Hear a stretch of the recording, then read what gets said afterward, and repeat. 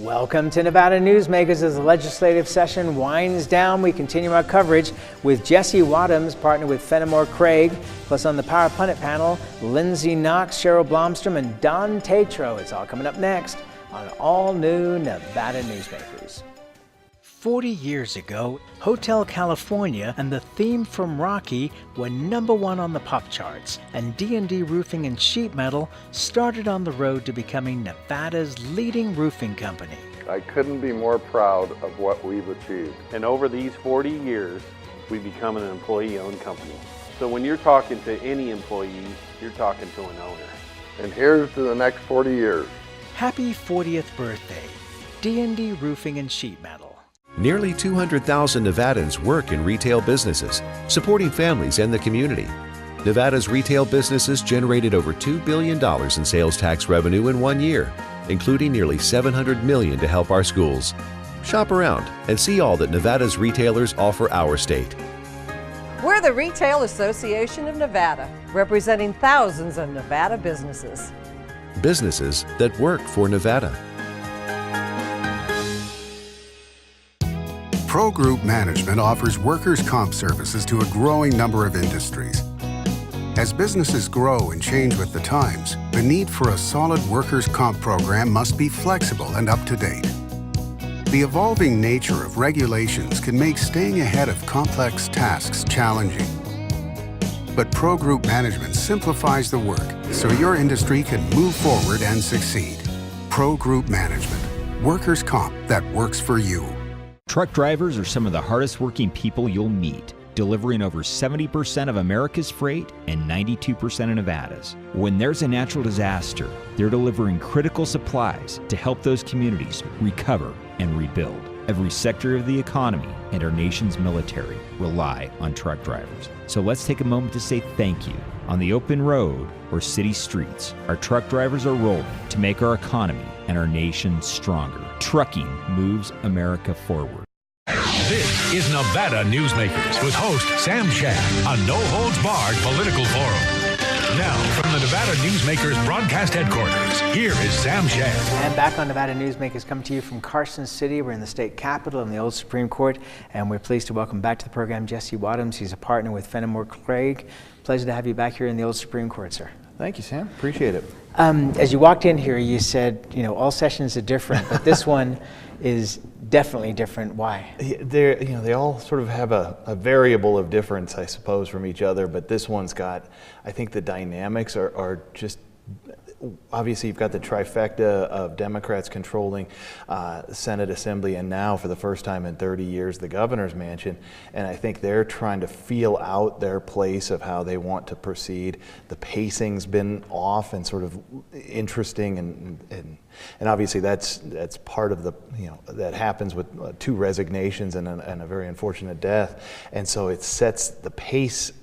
It just doesn't seem to be fitting into the 120-day continuum, and so you've got all of these pieces sort of putting together, and I think we are very much feeling the effects of term limits and folks sort of trying to understand their role in this process, and so it has set the stage for a very different level of session.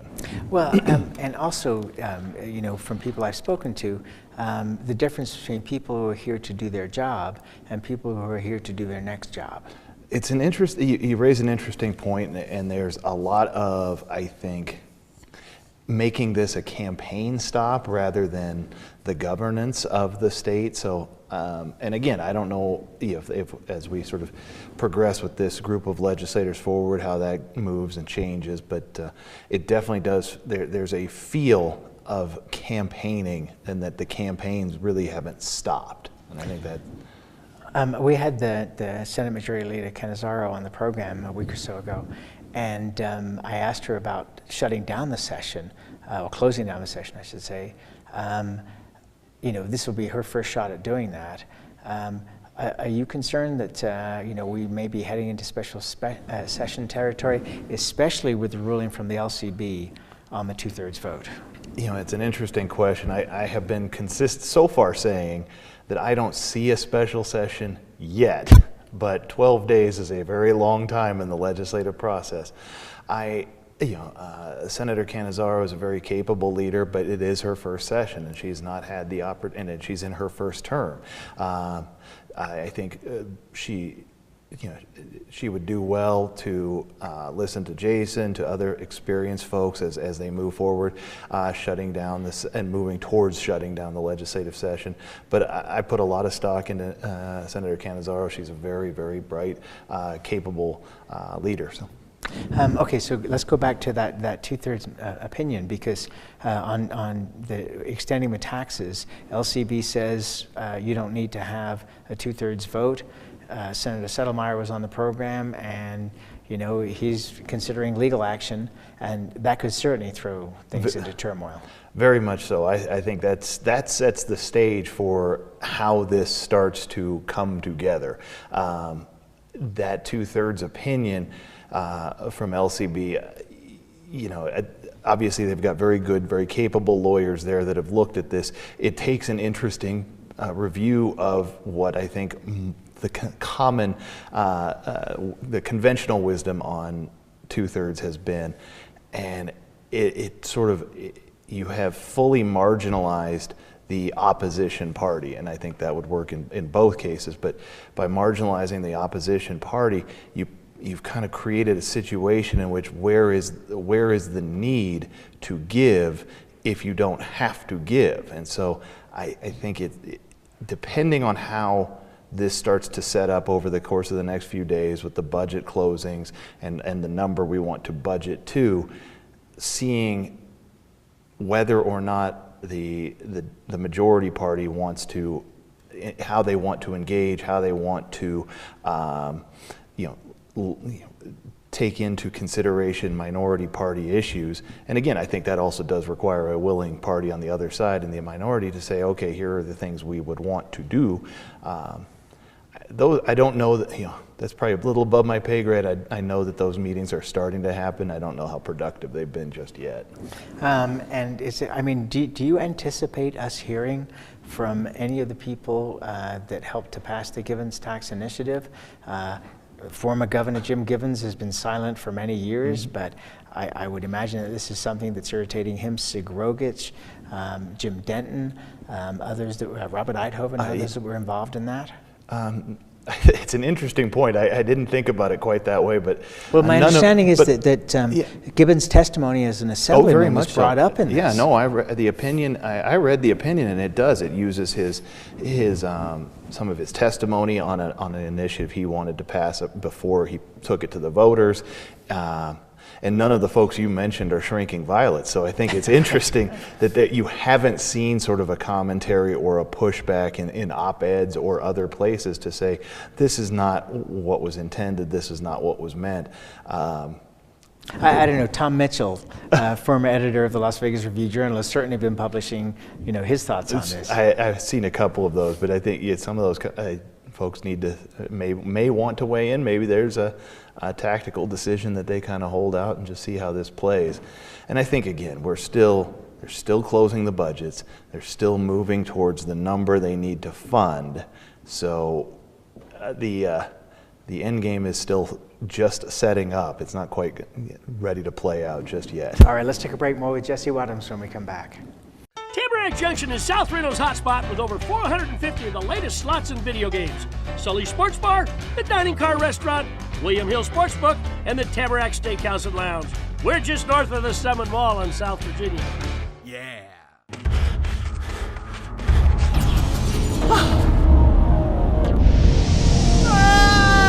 Hey, Dad? Why are you learning? This place is great. Huh? You gotta try this. Wow, this stuff is great. People are gonna love it. Yes. Yes, they will. Hi, I'm Eric Robnett, owner of Home Energy Experts. Has this ever happened to you? Honey, did you remember to turn down the thermostat? Forgetting to set the temperature? Not fun. We can help. Our new smart thermostat keeps the temperature set for your comfort all by itself. I'm feeling hot now. To increase your comfort, Go to homeenergyexperts.com for details. That's homeenergyexperts.com. The signs and symptoms of cataracts can start out small with subtle changes in your vision. So don't wait. Be proactive and take your vision into your own hands. If you're experiencing the onset of cataracts or just have questions, contact your eye care professional or call Eye Care Associates of Nevada today. Dr. Hiss has years of experience specializing in the surgical correction of eye disorders and has completed over 84,000 vision correcting procedures. At Eye Care Associates of Nevada, we'll change the way you look at the world. The Tamarack Junction Steakhouse is known for signature steaks, handcrafted cocktails, and world-class wines. Join us Thursdays and Friday nights from 4:30 to 6:30 in the Steakhouse Lounge for live music, gourmet plates, and well-priced wines, just north of the Summit Mall on South Virginia. This is Nevada Newsmakers. And back on Nevada Newsmakers, we continue our conversation with Jesse Wadhams. He's a partner with Fennemore Craig, longtime veteran of this legislative process, as we continue our broadcast from Carson City. One thing that's kind of struck me as interesting that sort of popped up over the last week or two is when the Senate Majority Leader Cannizzaro came on the program and had different opinions from Assemblyman Steve Yeager on the criminal justice reform bill. And it struck me that now you have Democrats and Democrats disagreeing, polar opposites in a way, on a major piece of legislation. There was a huge study that was backed up that Justice Hardesty was helping to promote.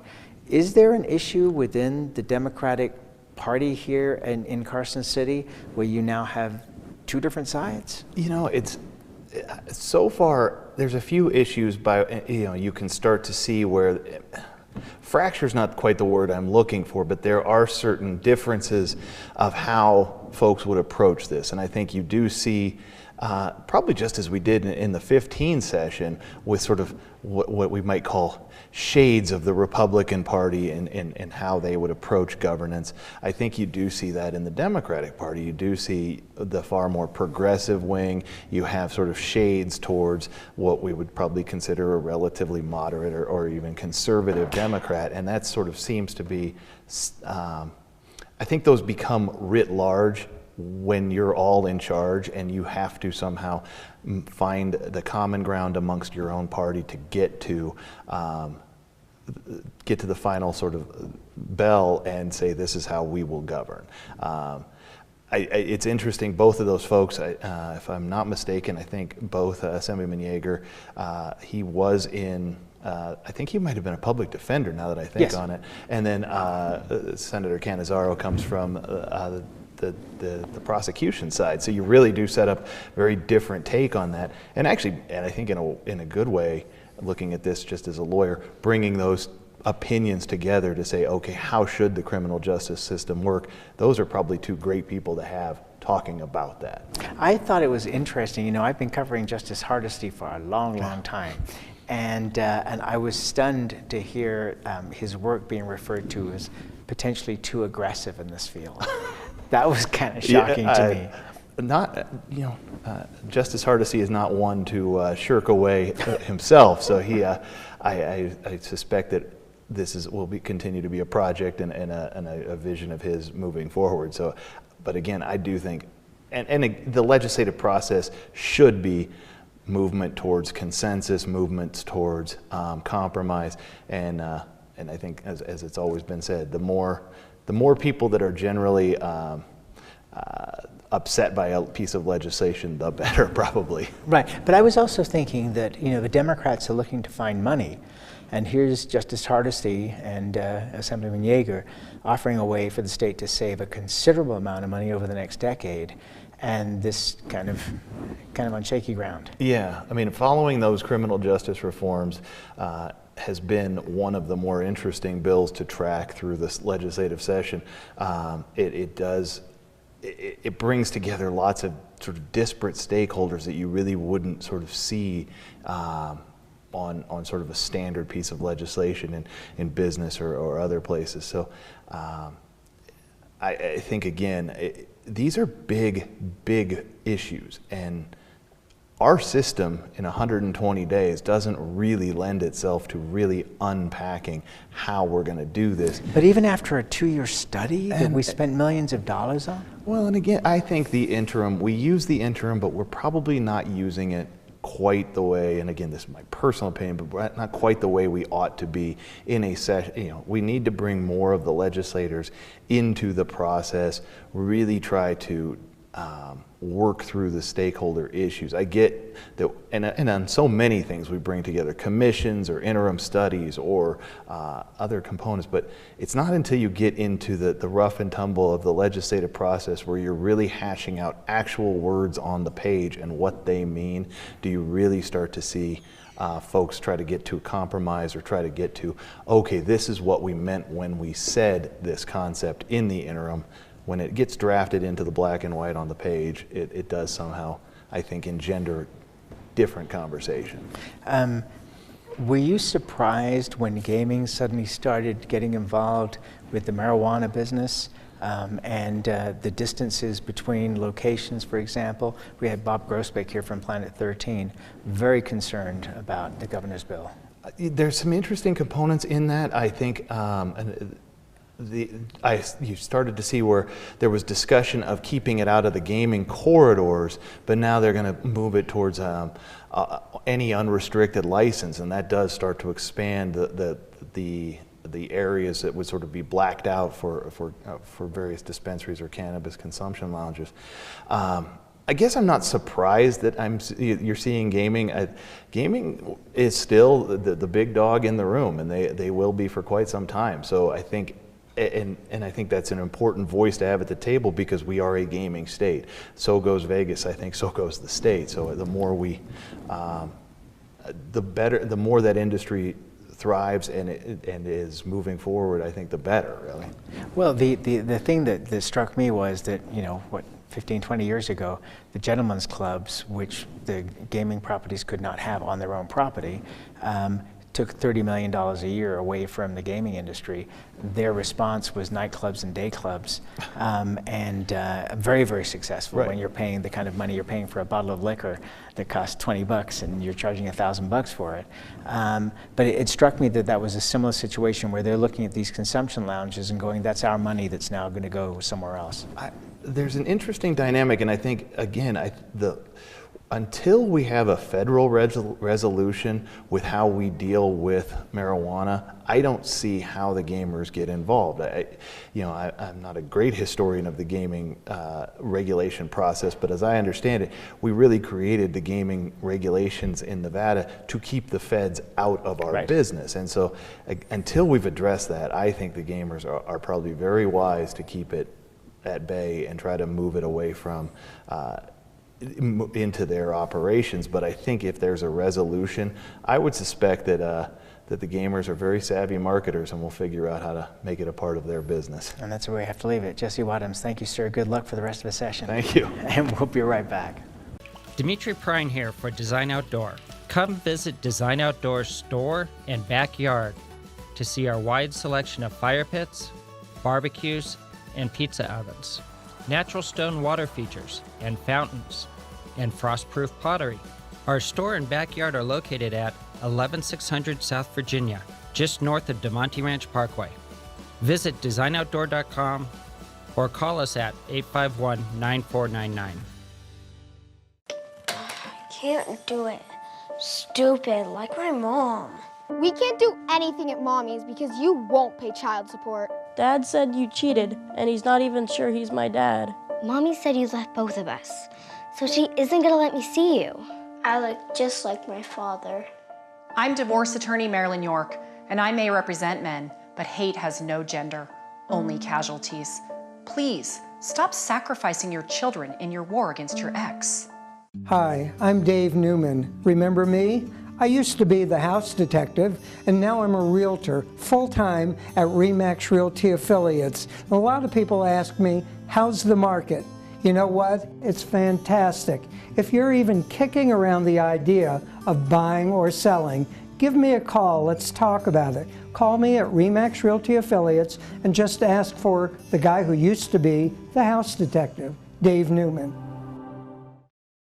Everyone is talking about opioids, but they're not the only drugs that can be harmful if taken in large quantities or not as prescribed. You also need to be aware of side effects from anxiety drugs, muscle relaxants, sleep aids, and stimulants. Mixing prescription drugs with other drugs or alcohol can be dangerous. If you take Ambien with a glass of wine, it may be enough to stop you from breathing. Prescribed drugs can be just as dangerous as illegal drugs. Take medications only as directed. This is Nevada Newsmakers. And back on Nevada Newsmakers, we have a great Power Pundit panel for the next couple of shows here. Lindsay Knox joins us. She's Policy Director for McDonald, Carano, Wilson. Don Tatro is Executive Director of the Builders Association of Northern Nevada. And we are delighted to welcome back Cheryl Blomstrom. She is former President of the Nevada Taxpayers Association. Pleasure to have you all here. So the first thing I wanted to ask you about, Lindsay, was the blockchain technology bills. It's hard enough to say it, let alone understand it. Where are we with those? Are they still alive or dying? The one major one that was introduced was from Senator Keffer. From what I have been told, and I could be wrong, that bill will not make it to the governor's office. So we will see. And it's interesting because we have this huge acreage, 67,000 acres, that's eventually going to be a blockchain community out of the Tajarino Industrial Center. They were really helping to push this. Absolutely, that's a huge area. What they're going to do with it is going to be, who knows? I've heard some things on residential. I've heard things on having blockchain there. I'm still trying to understand what all blockchain does. But you know, the Washington sophisticated form of accounting. That's my simplified version. Sophisticated form of accounting. How do you get more sophisticated than what we currently have? I can't do anything without an accountant now in business or even your own taxes. But I think it's great that the Washington County's adopted some measures that are going to utilize it. So I hope that we're sort of the epicenter of blockchain and being able to store documents. We were just talking about how we still record subdivision maps as similar to the Comstock era with wet signatures and wet seals, and then we have to store those. So if we get rid of the paper, the FedExing it around to everyone that needs to sign it, getting it back whole, and storing it, we can just do that all via blockchain through the county. That's going to be a phenomenal increase. So I hope they make the most of their 67,000 acres, and Nevada's the home to blockchain, so I'd like to see it come back. You know, it's interesting to hear Don talking about, you know, getting rid of the paper. I mean, we've been talking about a paperless society for the last 30 years, and I am buying more and more copy paper than ever. I am not, interestingly. I have my little tablet, and I have my phone, and I have trained myself to use them mostly, but I'm using less paper. Let's talk about this session, the environment for business. Has this been good, bad, indifferent? I mean, how do you feel it's been on business? It's been some of each.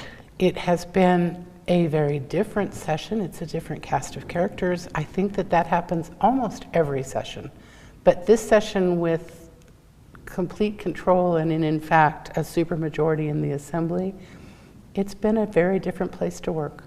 One of the things that struck me is that you know, it's been harder to get Democrats, for example, to come on this program and to do interviews I've seen with other media, whereas the Republicans, because they're in the minority, have been more than willing to come out and make their statements. Is that something that's striking you as you walk the halls? I think that, you know, for us, our job, of course, is to meet with all of them, and I think for the most part, we have had open doors.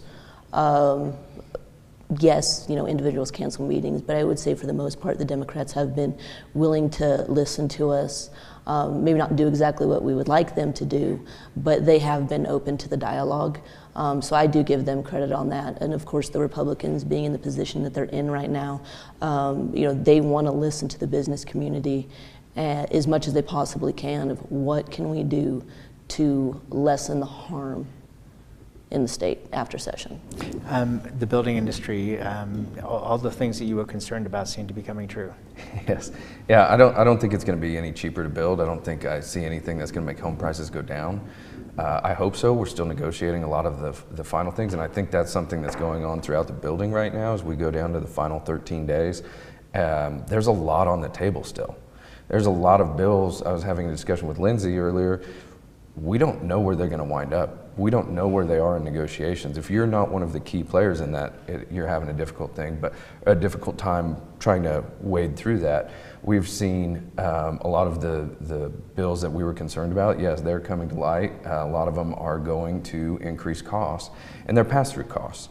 They are going to extend time frames. They're going to increase costs immediately, and we're still concerned about a few of those. But going back to what Lindsay was saying earlier, you now have the Democrats in control of the executive branch and the legislative branch, and it's very hard to govern. I don't envy their position, and this is the first time they've had both of those housed at the governor's office since I was in high school, since Bob Miller. So you have a lot of people who've had to come together and learn how to do that. I think they're doing a pretty good job at trying to get it done. We'll see where the dust settles. We knew it was going to be difficult on the business side. You had a lot of people who made those majorities and got the governor in office, and they expect certain things for their support, and we'll see where all that dust settles as well. One of the things that I seem to be seeing at this point is that there is actually, as often happens, somewhat of a split in the Democratic Party in terms of the progressives who really want to get major changes done, especially with water issues. On the other hand, you have leadership that's saying, whoa, slow down. Agreed. We want to get reelected. Not just reelected, but leadership, I think, understands the need for governance, and governance over the entire state and the entire body politic, not just the Democrats and not just the progressives. We're seeing that nationally as well. You know, you can look at Washington, D.C., and the parties are in different places within themselves. Interesting times. Stick around. We're going to come back to you guys after our next show. We'll be right back. A bird's eye captures its surroundings at different heights. At Brian Culpa Photography, we can make your imagination soar over buildings, parks, cityscapes, and beyond. Brian's images tell the story and get the job done. If you need a new perspective to tell your story, contact Brian today. Brian Culpa Photography. Experience the bird's eye view at brianculpaphotography.com.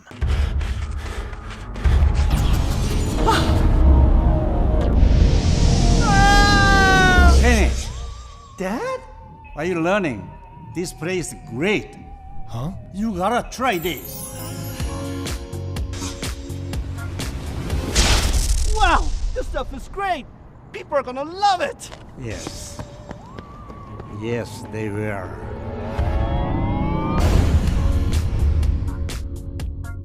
St. Ives Florist, for every holiday and every special occasion. For romance. Custom home design.